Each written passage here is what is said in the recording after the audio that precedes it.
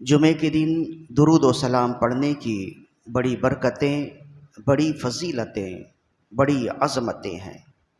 قبل اس کے کہ گفتگو کا آغاز کیا جائے، ایک مرتبہ بلند آواز سے اپنے آقا و مولا صلی اللہ علیہ وآلہ وسلم کی بارگاہ میں درود و سلام کے نذرانے پیش کیجیے۔ اللہم صلی علی سیدنا و مولانا محمد طب القلوب و دوائها وعافیت الابدان و شفائها ونور الابصار و ضیائها وروح الارواح و غذائها وعلى آلہ و اصحابہ وبارک وسلم۔ اللہ تعالیٰ کی دی ہوئی توفیق سے، فقط اس کے فضل و کرم سے، ایک رمضان المبارک سے سفر کرتے ہوئے ہم آج 27 رمضان المبارک اور ایک رمضان المبارک کے جمعہ سے سفر کرتے ہوئے رمضان المبارک کے آج چوتھے اور آخری جمعہ میں موجود ہیں۔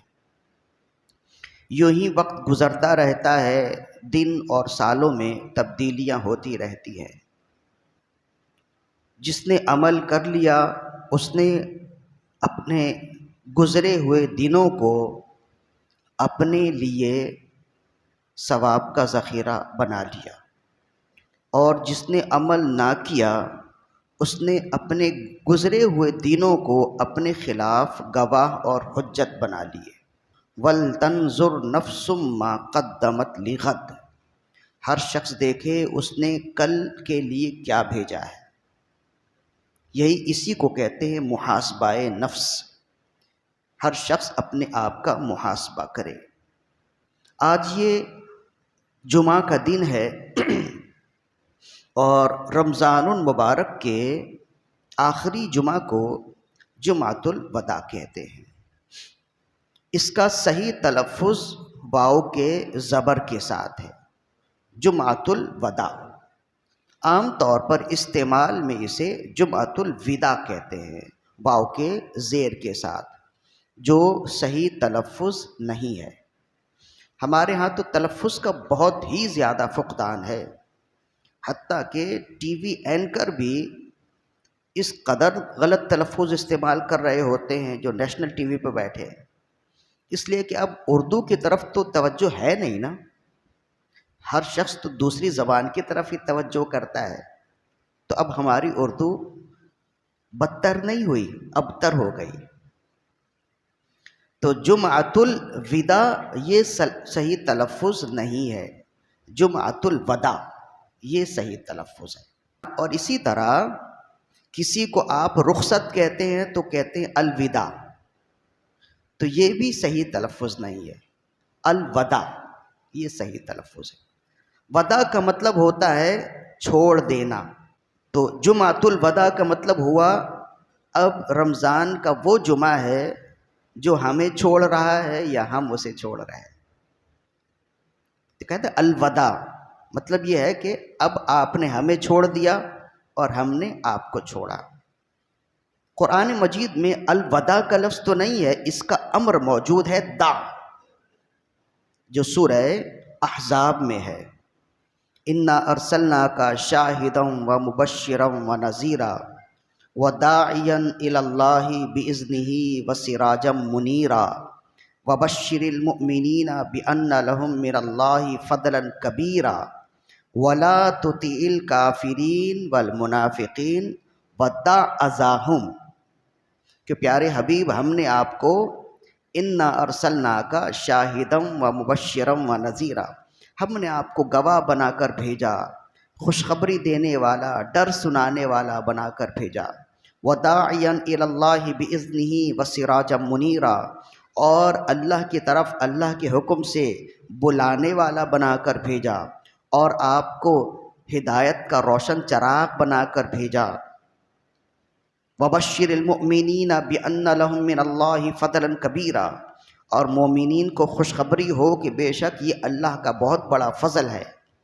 اور پھر جب رسول اللہ صلی اللہ علیہ وسلم کی شان بیان ہو گئی تو پھر رسول اللہ صلی اللہ علیہ وسلم کو تسلی دیتے ہوئے اللہ نے فرمایا وَلَا تُطِعِ الْكَافِرِينَ وَالْمُنَافِقِينَ وَدَعْ أَذَاهُمْ وَتَوَكَّلْ عَلَى اللَّهِ، وکفا باللہ وکیلا۔ اور پیارے حبیب کافر اور منافقین، کافرین اور منافقین کی باتوں میں توجہ نہ کریں، ودا اذاہم، اور ان کی اذیتوں کو چھوڑ دیں، وتوکل علی اللہ، اور بھروسہ کرو اللہ پر، وکفا باللہ وکیلا، اور اللہ ہی بہترین کارساز ہے۔ تو یہاں پہ جو لفظ ہے وداع، یہی الوداع سے نکلا ہے، اس کا معنی ہوتا ہے چھوڑ دینا۔ تو صحیح تلفظ ہے الوداع، کا صحیح تلفظ ہے الوداع، تو اسے کہیں گے جمعۃ الوداع۔ حدیث شریف میں بھی آتا ہے، جو بہت مشہور اور معروف حدیث ہے، اور اس حدیث کو کل ذخیرہ احادیث میں 1/4 درجہ حاصل ہے۔ یعنی اسلام کو اگر 4 حصوں میں تقسیم کیا جائے تو ایک حصہ اس حدیث میں ہے، اور وہ کیا ہے؟ دع ما یریبک الی ما لا یریبک، جو چیز تمہیں شک میں ڈالے اسے چھوڑ دو، اور اس چیز کی طرف جاؤ جو تمہیں شک میں نہ ڈالے۔ تو اس میں بھی لفظ ہے دع، یہ دع نکلا ہے الوداع سے۔ تو الوداع کا معنی ہوتا ہے چھوڑ دینا، تو اصل تلفظ ہوگا جمعۃ الوداع۔ ہمارے ہاں جب جمعۃ الوداع آئے تو ایک اہتمام ہوتا ہے، اور نئے کپڑے پہنتے ہیں، ایک خاص اہتمام ہوتا ہے۔ تو ایک تو الوداع کے حوالے سے یہ لغوی تحقیق سمجھ گئے، اور دوسری تحقیق یہ بھی سمجھ جائیں کہ جمعۃ الوداع کی قرآن و سنت میں الگ سے کوئی فضیلت نہیں ہے کہ آپ کہیں کہ اس جمعے کی بڑی فضیلت ہے۔ قرآن و سنت میں بلکہ شریعت میں جمعۃ الوداع کی وہی فضیلت ہے جو سال کے ہر جمعے کی فضیلت ہے۔ جمعہ سید الایام ہے نا، تمام دنوں کا سردار جمعہ ہے، تو ایسے ہی جیسے تمام دنوں کا سردار جمعہ ہے، تو یہ جمعۃ الوداع کی فضیلت بھی وہی ہے، اس کی کوئی الگ سے فضیلت نہیں ہے۔ بس ایک طرح سے یہ جو آخری جمعہ ہوتا ہے نا، اس میں جذبات خوشی کے بھی ہوتے ہیں، غمی کے بھی ہوتے ہیں۔ غمی کے جذبات یہ ہوتے ہیں کہ اتنا پیارا خوبصورت مہینہ جس میں چھما چھم رحمتوں برکتوں کی بارشیں ہو رہی تھی، جس کا پہلا عشرہ رحمتوں کا، دوسرا عشرہ مغفرت کا، تیسرا عشرہ دخول جنت کا، جس میں کھانے پینے کا کوئی حساب نہیں ہوتا ہے، جس میں دسترخوان میں جتنا کھا پی لے قیامت کے دن اس کا حساب نہیں ہوگا، جس کا ثواب، نفل کا ثواب جس مہینے میں فرض کے برابر، فرض کا ثواب جس مہینے میں 70 گنا بڑھا دیا جاتا ہے، اب یہ مہینہ ہم سے رخصت ہو رہا ہے۔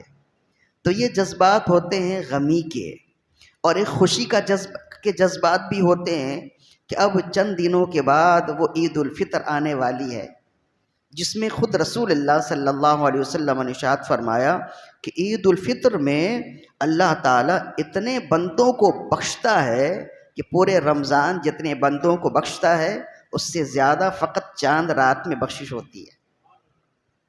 اور یہ خوشی بھی ہے، اور یہ خوشی شریعت نے ہمیں دی، خود رسول اللہ صلی اللہ علیہ وسلم نے ہمیں دی ہے۔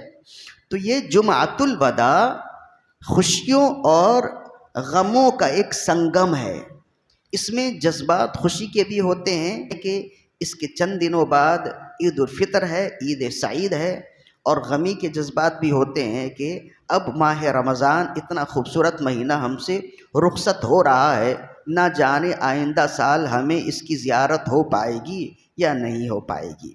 اسی وجہ سے جمعۃ الوداع میں عام طور پر لوگ اہتمام کرتے ہیں، ورنہ اس کی الگ سے کوئی فضیلت نہیں ہے۔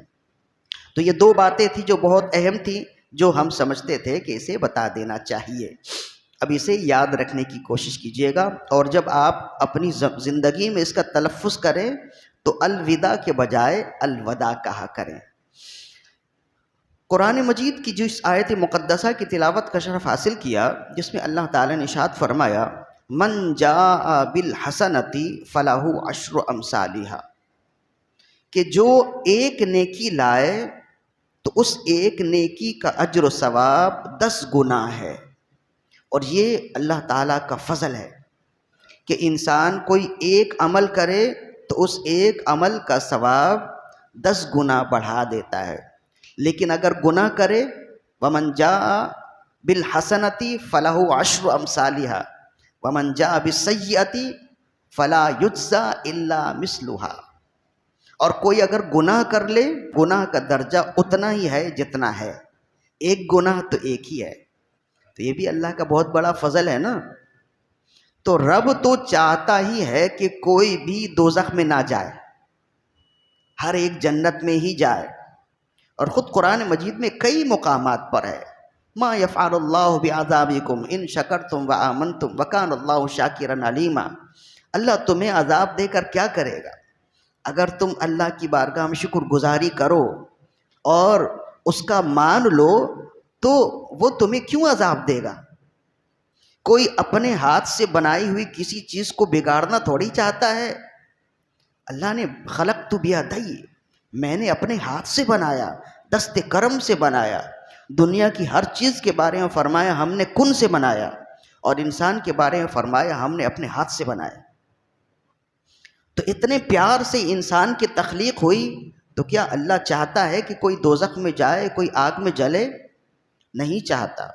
تو انسان خود ہی اپنے عمل سے یہ بتاتا ہے کہ اسے جنت نہیں چاہیے، دوزخ چاہیے، حالانکہ زبان سے وہ کہتا ہے کہ یا اللہ ہمیں جنت چاہیے، اور کہنا بھی چاہیے۔ تو جیسے زبان سے کہتا ہے ویسے عمل بھی تو کرے، تاکہ وہ رب کے فضل سے جنت کا مستحق ہو پائے۔ تو اللہ کے فضلوں میں سے ایک فضل یہ ہے کہ کوئی شخص ایک نیکی کرے تو اس ایک نیکی کا ثواب 10 گنا بڑھا کر اللہ دیتا ہے۔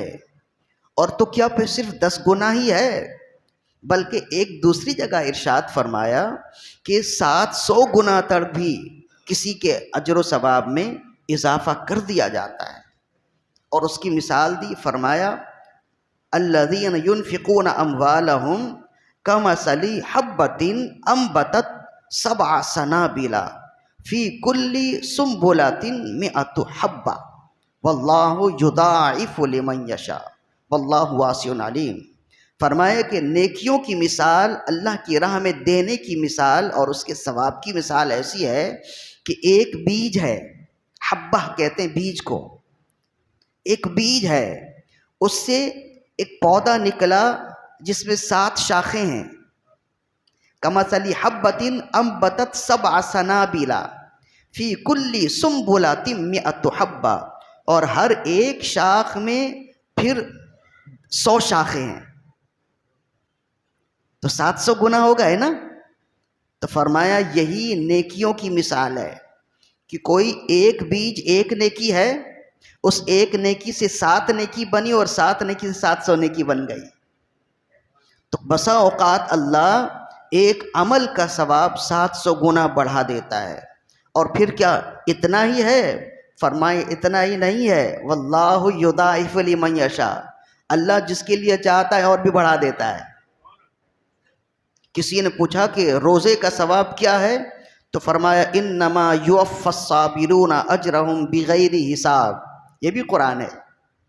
فرمایا روزہ صبر ہے، صبر کرنے والوں کا اجر و ثواب تو بے حساب ہے۔ تو یہ عبادتوں کے ثواب میں تفاوت کیوں کر ہو جاتی ہے؟ کیسے کسی کو ایک اجر کا ثواب ایک عمل کا ثواب ایک ہی ملتا ہے، کسی کو ایک عمل کا ثواب 10 گنا زیادہ ملتا ہے، کسی کو ایک عمل کا ثواب 700 گنا زیادہ ملتا ہے، اور کسی کو ایک عمل کا ثواب بے حساب ملتا ہے؟ تو یہ کیسے ہو جاتا ہے؟ تو علماء نے اس کی کئی وجوہات بیان کی۔ ایک وجہ تو یہ ہے جو بالکل واضح ہے کہ زمان اور مکان کی تبدیلی سے اعمال کے درجات اور ثواب میں اضافہ ہوتا ہے۔ یہ بالکل واضح ہے۔ جیسے ہم نے شروع میں بتایا کہ پورے سال آپ عمل کریں، ایک رکعت کا ثواب ایک ہی ملے گا، یا 700 مل جائے، یا آپ وہ 10 مل جائے، لیکن ماہ رمضان میں ایک رکعت کا ثواب 70 گنا زیادہ ہو جائے گا. تو پھر اس کو اسی طرح 700 میں کاؤنٹ کر لیجئے تو پھر وہ عبادت کہاں تک جاتی ہے. تو ایک ہی سجدہ آپ عام دنوں میں بھی کر رہے ہیں اور ماہ رمضان میں بھی، تو اس میں اجر و ثواب کیوں کر بڑھ گیا؟ تو کہیں گے جب زمانہ دوسرا ہوا تو اس میں عبادت کے درجات بھی بڑھ گئے. اسی طرح بیت اللہ میں آپ ایک سجدہ کریں تو 1,00,000 سجدوں کا ثواب ہے. تو وہاں وہی رب ہے، وہی سجدہ کرنے والا ہے، عابد بھی وہی ہے، عبادت بھی وہی ہے، معبود بھی وہی ہے. تو عبادت کا درجہ کیوں بڑھ گیا؟ تو کہیں گے کہ یہاں عبادت کا درجہ اس وجہ سے بڑھا تھا کہ زمانہ بدل گیا تھا، اور وہاں عبادت کا درجہ اس وجہ سے بڑھ گیا کہ مکان دوسرا ہو گیا. یہاں آپ نماز پڑھیں تو دوسری فضیلت ہے، وہاں نماز پڑھیں تو دوسری فضیلت ہے نا. ایسے ہی خود رسول اللہ صلی اللہ علیہ وآلہ وسلم نے ارشاد فرمایا، جمعے کے دن کا درود و سلام میں خود سنتا ہوں. عام دنوں میں مجھ پر کوئی درود و سلام پڑھے تو فرشتے میری بارگاہ میں اس کا درود و سلام پہنچاتے ہیں. صلو علی الحبیب اللہم صلی علی سیدنا و مولانا محمد معدن الجود والکرم وعلی آلہ و اصحابہ وبارک وسلم. تو عام دنوں میں درود و سلام فرشتے پہنچاتے ہیں، جمعے کے دن خود رسول اللہ صلی اللہ علیہ وسلم سنتے ہیں. تو درود پڑھنے والا بھی وہی ہے، جس کے لیے درود پڑھا جا رہا ہے وہی ہے. تو پھر فضیلت کیوں بدل گئی؟ تو کہیں گے دن بدل گیا. جب زمانہ بدلا تو اعمال کی جزا بدل گئی. تو بعض اوقات اعمال کی جزا زمان اور مکان کی تبدیلی سے اس میں اضافہ ہو جاتا ہے. یہ اللہ تعالیٰ کی سنت ہے ایک وجہ. اور اس کی دوسری وجہ اور بھی ہے کہ بعض اوقات زمان اور مکان تو وہی ہوتے ہیں، نسبت بدل جاتی ہے. بعض اوقات نسبتوں کے بدلنے سے اعمال کا اجر و ثواب بڑھا دیا جاتا ہے. بالکل ایسے ہی جیسے میرے آقا صلی اللہ علیہ وآلہ وسلم نے ارشاد فرمایا، صحیح مسلم شریف کی حدیث ہے، آپ نے فرمایا عن ابی ہریرہ رضی اللہ عنہ قال قال رسول اللہ صلی اللہ علیہ وآلہ وسلم. حضرت ابو ہریرہ رضی اللہ عنہ فرماتے ہیں کہ رسول اللہ صلی اللہ علیہ وآلہ وسلم نے ارشاد فرمایا، لا تسبوا اصحابی لا تسبوا اصحابی، میرے صحابہ کو برا نہ کہو، میرے صحابہ کو برا نہ جانو. فوالذی نفسی بیدہ، اس رب کی قسم جس کے قبضہ قدرت میں میری جان ہے، لو ان احدکم انفق مثل احد ذهبا ما ادرک مد احدہم او کما قال. فرمائے میرے صحابہ کی شان تو یہ ہے، تم میں سے کوئی احد پہاڑ جتنا سونا بھی اللہ کی راہ میں خیرات کر دے تو صحابہ نے ایک مٹھی جو خیرات کی ہوگی تو اس کے مقابل میں نہیں آ سکتے. تو خیرات کرنے والا بھی وہی اللہ کا بندہ ہے جس کی رضا کے لیے خیرات کر رہا ہے. عام انسان بھی خیرات کرتا ہے اللہ کی رضا کے لیے، صحابے بھی خیرات کرتے ہیں اللہ کی رضا کے لیے. تو ہم اگر احد پہاڑ سونا خیرات کریں تو اتنا ثواب نہیں پائیں، اور صحابہ ایک مٹھی جو خیرات کر دیں تو ہم سے ثواب میں بڑھ جائیں. اس کی کیا وجہ ہے؟ تو کہیں گے کہ وہاں نسبت دوسری ہے، یہاں نسبت دوسری ہے. انہوں نے اپنی سر کی آنکھوں سے ایمان کی حالت میں رسول اللہ کو دیکھا ہے، اور جس نے رسول اللہ کو دیکھا وہ صحابی ہے.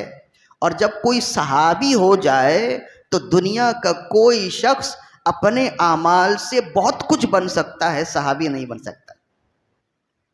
حج کرے تو حاجی بن جائے، جہاد کرے تو غازی بن جائے، تمام اعمال کر سکتا ہے، لیکن وہ صحابی نہیں بن سکتا. اس لیے کہ صحابی اعمال کا نام نہیں، صحابی زیارت کا نام ہے.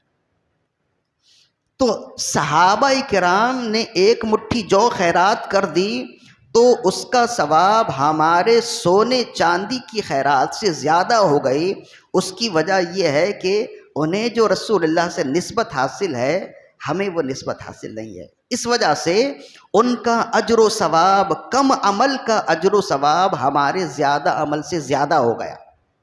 ایک حدیث دوسری حدیث جو سنن ابی داود کی ہے، حضرت ابن عمر رضی اللہ عنہما روایت کرتے، فرماتے ہیں کہ قال رسول اللہ صلی اللہ علیہ وسلم، رسول اللہ صلی اللہ علیہ وآلہ وسلم نے ارشاد فرمایا، لا تسبوا اصحاب محمد، صحابہ کرام کو برا نہ کہا کرو، لمقام احدہم ساعتا خیر من عمل احدکم عمرہ، فرمایا کہ صحابہ کرام کو برا نہ کہا کیا کرو، اس لیے کہ صحابہ کرام کی شان یہ ہے کہ صحابہ کرام کا ایک لمحہ رسول اللہ کے ساتھ کھڑے ہو جانا تمہاری زندگی بھر کی عبادت سے افضل ہے۔ اب کھڑے ہو جانے سے مراد یوں ہی رسول اللہ کے ساتھ کھڑے ہو جانا ہے، یا رسول اللہ کے پیچھے ایک رکعت نماز پڑھ لینا ہے، یا رسول اللہ کے ساتھ جہاد میں کھڑا ہو جانا ہے، سارے معنی لیے گئے۔ تو اگر رسول اللہ کے پیچھے ایک رکعت نماز کے لیے کھڑا ہو جانا مراد لیں تو معنی یہ ہوگا تم زندگی بھر عمل کر لو تو صحابہ کرام کی اس ایک رکعت کے برابر نہیں ہو سکتے جو ایک رکعت انہوں نے رسول اللہ کی میت میں ادا کی ہے۔ تو کیوں ایسا ہو گیا؟ عابد بھی وہی ہے، معبود بھی وہی ہے، عبادت بھی وہی ہے، تو ان کا درجہ عبادت کا بڑھ گیا، اور ہم زندگی بھر عبادت کریں تو اس ایک رکعت کے برابر نہیں ہو سکتے۔ اس کی کیا وجہ ہے؟ اس کی وجہ یہ ہے کہ وہاں نسبت بدل گئی ہے، وہ صحابی کا عمل ہے اور ہمارا عمل غیر صحابی کا ہے، تو بعض اوقات نسبتوں کی وجہ سے بھی اعمال کے اجر و ثواب میں اتار چڑھاؤ ہو جاتے ہیں۔ اسی کو ایک دوسرے انداز میں بھی بیان کیا، متقی ہندی نے کنز العمال میں بیان کیا۔ کہتے ہیں کہ مولا علی رضی اللہ تعالی عنہ اپنے گھر کے باہر چبوترے پر تشریف فرما ہیں، ایک فقیر آیا، ایک مانگنے والا آیا، اور اس نے سوال کیا اللہ کی راہ میں۔ تو جو اللہ والے ہوتے ہیں تو وہ سائل کو لوٹاتے نہیں ہیں، بشرطے کہ وہ واقعی سائل ہو، ضرورت مند ہو۔ تو وہ جانتے بھی تھے کہ یہ ضرورت مند ہے، اور ہمارے لیے کہا گیا کہ جسے آپ یقین کرتے ہیں کہ یہ ضرورت مند ہے اسی کو اللہ کی راہ میں دیں، ورنہ اب ہمارے زمانے میں پیشہ ور فقیر حد سے زیادہ ہیں، جو یقین جانیے جو آپ کے پاس دولت نہیں ہے اس سے بڑھ کر ان کے پاس دولت ہے۔ وہ بڑے امیر و کبیر ہوتے ہیں، لیکن ایک لت لگی ہوتی ہے مانگ کر کھانے کی، پیسے بڑھانے کی، تو وہ اسی میں جٹے ہوتے ہیں، لگے ہوتے ہیں۔ تو ماہ رمضان میں یہ کوشش کیا کیجئے کہ ایسوں کو دیں جنہیں آپ جانتے ہیں کہ واقعی یہ ضرورت مند ہے۔ آپ کے اپنے کیا مر گئے ہیں جو آپ دوسروں کو، انجانوں کو اللہ کی راہ میں دے رہے ہیں؟ آپ غور کریں، آپ کے گلی میں، پڑوس میں، خاندان میں، بھائی بہنوں میں ضرورت مند موجود ہیں، اور اگر نہ ہو تو پھر آپ کے ہاں ادارے موجود ہیں جو آپ ہی کی فنڈنگ سے چل رہے ہیں، تو پھر کیا ضرورت ہے کہ آپ بیرون ملک سے آئے ہوئے لوگوں کو دیں جن کی نہ زبان ہماری، جن کی نہ پہچان ہماری، اور ان میں سے اکثر ایسے ہوتے ہیں جو دوسرے مسلک کے ہوتے ہیں، اکثر ایسے ہوتے ہیں جو دوسرے مذہب کے ہوتے ہیں، شرابی ہوتے ہیں، نشئی ہوتے ہیں، ہندو ہوتے ہیں، اور آپ سمجھ رہے ہیں کہ آپ نے خیرات کر دیا۔ تو ایسوں کو ہرگز نہ دیں، جنہیں آپ پہچانتے ہیں، جانتے ہیں، انہیں دیں، تاکہ آپ جو دے رہے ہیں آپ کی رقم صحیح ہاتھ میں جائے اور صحیح استعمال میں آئے۔ تو مولا علی رضی اللہ عنہ یہ تو اللہ والے ہیں، تو یہ تو پہچان جاتے ہیں نا کون ضرورت مند ہے۔ آپ نے دیکھا یہ ضرورت مند ہے اور طلب کر رہا ہے، تو آپ نے اپنے بیٹے حسن سے فرمایا بیٹا جاؤ اور جا کر امی سے کہو کہ وہ 6 درہم جو میں نے رکھوائے تھے وہ دے دیں۔ تو آئے اور تھوڑی دیر بعد واپس آئے اور آ کر عرض کرنے لگے کہ امی کا کہنا ہے کہ وہ تو آپ نے گندم کے لیے، اناج کے لیے رکھوائے تھے، اگر وہ دے دیں گے تو پھر اور تو ہے کچھ نہیں۔ تو مولا علی رضی اللہ عنہ نے فرمایا انسان کا ایمان اس وقت تک کامل نہیں ہوتا جب تک اس کے پاس جو ہے اس سے زیادہ بھروسہ وہ اس پر نہ کر لے جو رب کے پاس ہے۔ خود قرآن مجید میں بھی ہے نا، ما عندکم ینفد وما عند اللہ باق، جو تمہارے پاس ہے وہ چلا جائے گا، جو اللہ کے پاس ہے وہ باقی رہے گا۔ تو یہ ایمان ہونا چاہیے، بھروسہ ہونا چاہیے۔ جب ہم کہتے ہیں نا اللہ کی راہ میں دو، تو سوچ رہے ہوتے ہیں میری جیب میں جو پیسے ہیں یہ تو اس کام کے لیے، اس کام کے لیے، اس کام کے لیے، تو چلو بعد میں دیکھا جائے گا۔ تو یہ خیال کریں کہ یہ پیسے تو چلے ہی جائیں گے۔ پیسے کی اوقات یہ ہے کہ جب تک آپ کے پاس ہیں وہ آپ کو فائدہ نہیں دیں گے، اگر آپ کو فائدہ لینا ہے تو خود سے جدا کرنا ہوگا، یہ اس کی اوقات ہے۔ اور جو رب کے پاس ہے وہ ہمیشہ ہے۔ تو یہ جب کہا جائے نا اللہ کی راہ میں دیں، خیرات کریں، تو سوچا نہ کریں کہ میرے پاس جو پیسے ہیں یہ تو بچے کے پیمپر کے لیے ہیں، بچے کے دودھ کے لیے ہیں، فلاں کام کے لیے ہیں۔ اللہ کی راہ میں دیں گے، اللہ سے سودا کیا ہے تو پھر اللہ ہی دے گا۔ ایک بار کر کے دیکھیں تو پھر اصل میں ہم تو ایمان میں کمزور ہیں نا، اس وجہ سے، اسی وجہ سے ہم نے یہ واقعہ بیان کرنے کی کوشش کی۔ دیکھیں تو مولا علی رضی اللہ عنہ سے جب آ کے امام حسن مجتبی رضی اللہ عنہ نے عرض کی کہ امی جان فرماتی ہیں کہ وہ تو آپ نے غلہ کے لیے رکھوایا تھا، تو فرمایا کہ جو انسان کے پاس ہے اس سے بڑھ کر بھروسہ جب تک انسان اپنے رب کے پاس جو ہے اس پر نہ کر لے تب تک اس کا ایمان کامل نہیں ہوتا۔ اللہ دے گا، دے دو۔ تو وہ گئے اور 6 درہم لا کر انہوں نے مولا علی رضی اللہ عنہ کے ہاتھ پہ رکھے، انہوں نے فقیر کو دے دیے اور وہ چلا گیا۔ اب ان کے پاس کچھ بھی نہیں ہے، لیکن اللہ پر بھروسہ ہے، کامل یقین ہے کہ میرے پاس جو ہے وہ تو جانا ہی ہے۔ پیسے آپ اس کام پہ نہ لگائیں تو کسی کام پہ تو لگنا ہی ہے، وہ تو آپ سے دور ہوں گے ہی، لیکن رب کے پاس جو ہے وہ تو دور نہیں ہوگا نا۔ تو اب وہیں پہ بیٹھے ہیں، تھوڑا وقت ہی گزرا ہے، ایک ایسا شخص آیا جسے آپ جانتے نہیں ہیں، اور وہ اونٹ لے کر، خوبصورت مہنگا اونٹ لے کر آپ کی بارگاہ میں حاضر خدمت ہوا۔ یا علی، میں آپ سے بڑی محبت کرتا ہوں، یہ اونٹ میں نے بچپن سے پالے ہیں اور بڑا ہی قیمتی ہے، بڑا وفادار ہے، مجھے پیسوں کی ضرورت ہے، میں چاہتا ہوں کہ یہ آپ ہی خریدیں۔ بعض اوقات ہوتا ہے کہ انسان اپنی کوئی پسندیدہ چیز بیچنا چاہے نا تو چاہتا ہے کہ یہ پسندیدہ چیز اسے بیچوں جو جان پہچان والا ہو، جس سے میں بھی محبت کرتا ہوں، تاکہ اس چیز کو وہ بھی یوں ہی محبت سے رکھے۔ حالانکہ مولا علی اسے جانتے نہ تھے، تو وہ آئے اور آ کر کہنے لگا میں آپ سے بڑی محبت کرتا ہوں، یہ اونٹ میں نے بڑی محبت سے پالے ہیں، گھر کا پلا ہوا ہے، بہت سنتا ہے، بڑا وفادار ہے، مجھے پیسوں کی ضرورت ہے تو میں یہ چاہتا ہوں کہ یہ آپ خرید لیں۔ مولا علی رضی اللہ عنہ نے فرمایا کتنے میں بیچو گے؟ کہا 140 درہم میں بیچوں گا۔ تو آپ نے فرمایا اتنا تو میرے پاس ہے نہیں۔